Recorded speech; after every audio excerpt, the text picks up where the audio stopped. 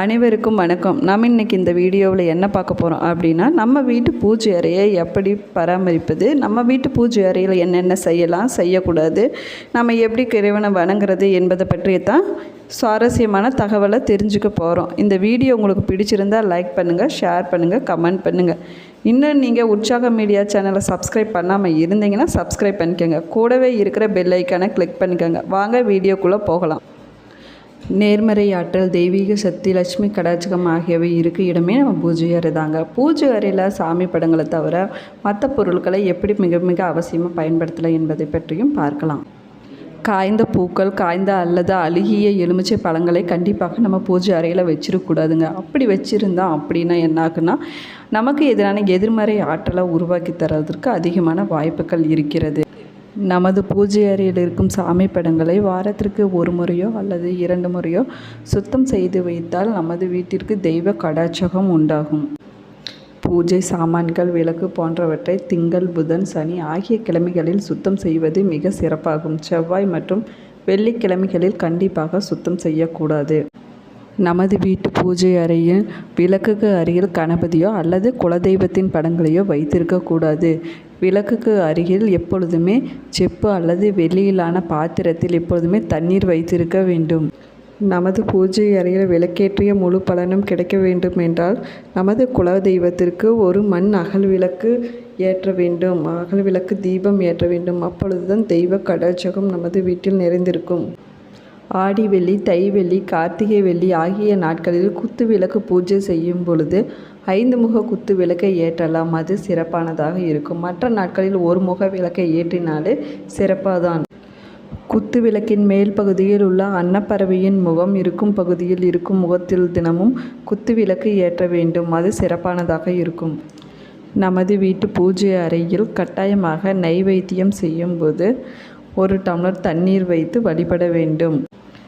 விளக்கேற்றுவதற்கு முன்னதாக விளக்கிற்கு மலர்களை வைத்து விளக்கை ஏற்றுவது நல்லது. விளக்கில் இருக்கும் பூக்கள் கருகாமல் பார்த்து கொள்ளுவது மிகவும் நல்லது.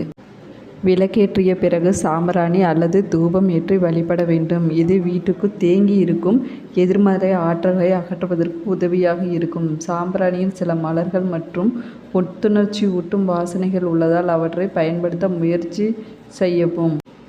சாம்பிராணி தூபத்தின் வாசனையானது மனதிற்கு அமைதியும் நேர்மறை எண்ணங்களையும் அதிகரிக்க செய்கிறது. நமது வீட்டு பூஜை அறையில் விளக்கு ஏற்றி சாம்பிராணி தூபம் காட்டி சாமி கும்பிடும் பொழுது சில மந்திரங்களை உச்சரிப்பது நல்லது. இது மனதில் உள்ள கவலைகளை நீக்கி அமைதியை கொடுக்கும். நமது பூஜை அறையில் என்னென்ன படங்களை வச்சிருக்கலாம் என்பதை பற்றியும் பார்க்கலாம் வாங்க.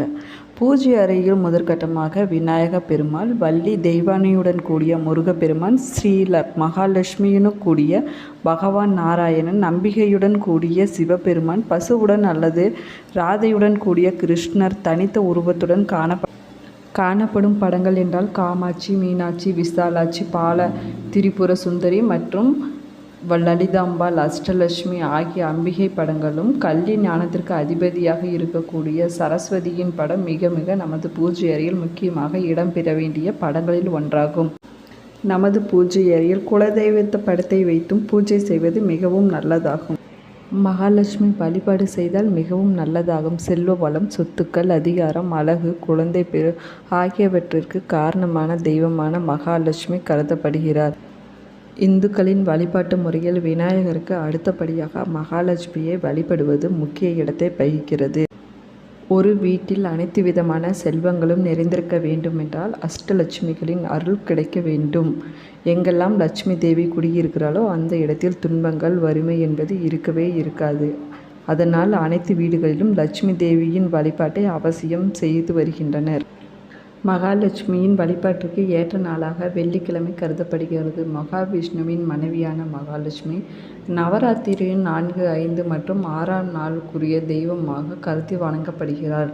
இந்த நாளில் அலைமகளான லட்சுமி தேவியை வழிபட்டால் ஆண்டுதோறும் வீட்டில் செல்வம் வரும் என்பது ஐதீகமாகும். மகாலட்சுமியின் அருளை பெறுவதற்கு அவர்களின் படம் அல்லது சிலையை வீட்டில் வைத்து தொடர்ந்து பூஜை செய்து வந்தால் லட்சுமி கடாட்சகம் நமது வீட்டில் உண்டாகும்.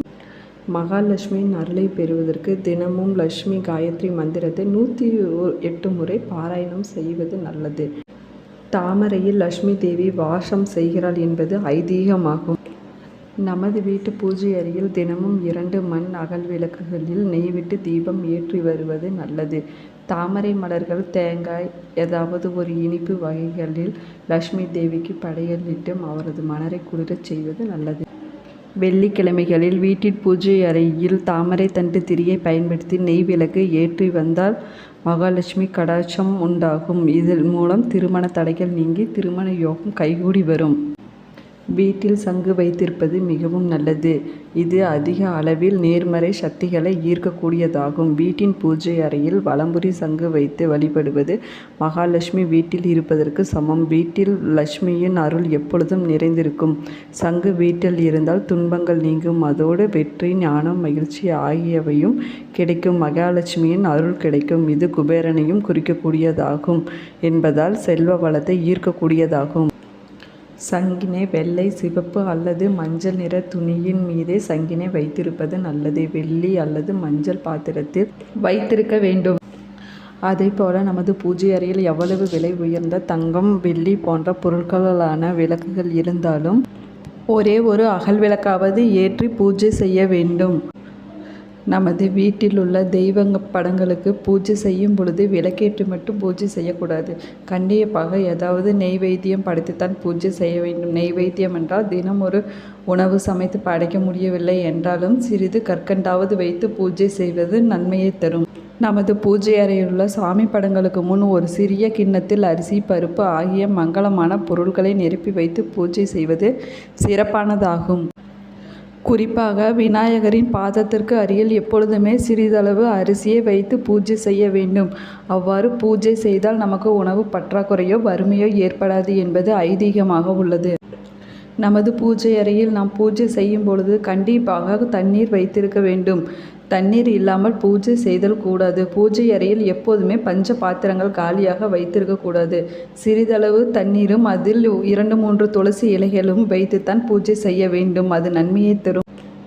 பிரம்மமுகூர்த்த நேரத்தில் விளக்கேற்றுவது என்பது மிகவும் நல்லதாகும். இந்த சமயத்தில் வீட்டில் அனைத்து தெய்வங்களும் தேவர்களும் வாசம் செய்கின்றன.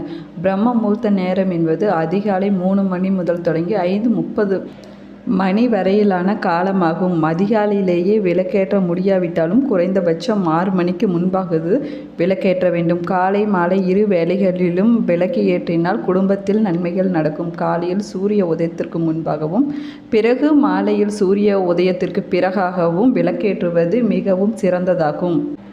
எத்தனை முகத்தில் விளக்கு ஏற்றினால் என்னென்ன பலன்கள் கிடைக்கும் என்பதையும் பார்க்கலாம். ஒரு முகத்தில் ஏற்றினால் நற்பலன்களை மதிக்கத்தக்கதாக தரும்.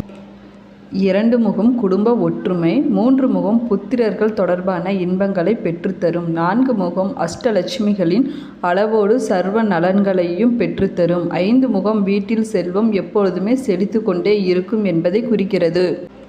எத்தனை விளக்குகள் ஏற்றலாம் என்றால் செல்வ வளங்கள் சேர 5 முக விளக்கினை ஏற்றுவது மிகவும் நல்லது. காமாட்சி விளக்கு, அகல் விளக்கு ஒரு குறிப்பிட்ட தெய்வத்திற்கான விளக்காகும். வெள்ளி விளக்கு என எந்த விளக்கு ஏற்றினாலும் ஒரு விளக்காக ஏற்றுவதை விட 2 விளக்காக ஏற்றுவதே சரியானதாக இருக்கும். ஒரு காமாட்சி விளக்கு ஒரு அகல் விளக்கு என்றும் ஏற்றலாம். 2 அல்லது அதற்கு மேற்பட்ட தீபங்கள் என்பதே விசேஷ பலன்களை தரும். விளக்கு ஏற்றக்கூடிய திசைகள், ஏற்றக்கூடாத திசைகள் எவையவை என்பதை பற்றியும் பார்க்கலாம். கிழக்கு துன்பங்கள் அனைத்தும் நீங்கும். மேற்கு கடன்களையும் தோஷங்களையும் நீக்கிவிடும். வடக்கு செல்வம், ஞானம், அறிவு ஆகியவற்றை வளர்க்கும். தெற்கு திசையை நோக்கி தீபம் ஏற்றுவது நல்லதல்ல. எந்தெந்த விளக்கிற்கு என்னென்ன பலன்கள் என்பதையும் பற்றி பார்க்கலாம். மண் விளக்கு அல்லது அகல் விளக்கு சகல விதமான நன்மைகளையும் பெற்றுத்தரும். வெண்கல விளக்கு தோஷத்தை போக்கி ஆரோக்கியத்தை மேம்படுத்தும். செம்பு விளக்கு மனதில் அமைதியையும் வீட்டின் அமைதியான சூழ்நிலையும் ஏற்படுத்தும். பித்தளை விளக்கு குடும்ப ஒற்றுமை. வெள்ளி விளக்கு வீட்டில் மனதிலும் அமைதியை ஏற்படுத்தும். மகாலட்சுமியின் அருளை நிறைவாக பெற்றுத்தரும். தங்க விளக்கு ஆயுளை நீடிக்கும். பஞ்சலோக விளக்கு தேச வசியத்தை உண்டாக்கும். இரும்பு விளக்கு சனி பகவானால் ஏற்படக்கூடிய பிரச்சனைகளிலிருந்து நம்மை காக்கும். விளக்கை ஏற்றுவதற்கு எந்தெந்த எண்ணெய்களை பயன்படுத்தலாம்? பஞ்சகூட்டு எண்ணெய், நெய், நல்லெண்ணெய் போன்றவற்றை விளக்கேற்ற பயன்படுத்தலாம். கடலை எண்ணெயை பயன்படுத்தக்கூடாது. ஒரு விளக்குக்கு ஊற்றிய எண்ணெயை மற்றொரு விளக்கிற்கு ஊற்றி அதை தீபம் ஏற்றக்கூடாது. வெள்ளி செவ்வாய் தவிர மற்ற நாட்களில் விளக்கை சுத்தம் செய்வது நல்லது. முதலில் தீபத்தை வீட்டின் நிலைவாசலில் தான் ஏற்ற வேண்டும். பிறகுதான் நமது பூஜை அறையில் விளக்கை ஏற்ற வேண்டும். தீபமானது குறைந்தபட்சம் 30 நிமிடங்கள் தீபம் எரிய வேண்டும். இந்த வீடியோ உங்களுக்கு பிடிச்சிருந்தால் லைக் பண்ணுங்கள், ஷேர் பண்ணுங்கள், கமெண்ட் பண்ணுங்கள். இன்னும் நம்ம உற்சாக மீடியா சேனலை சப்ஸ்கிரைப் பண்ணாமல் இருந்தீங்கன்னா சப்ஸ்கிரைப் பண்ணிக்கங்க.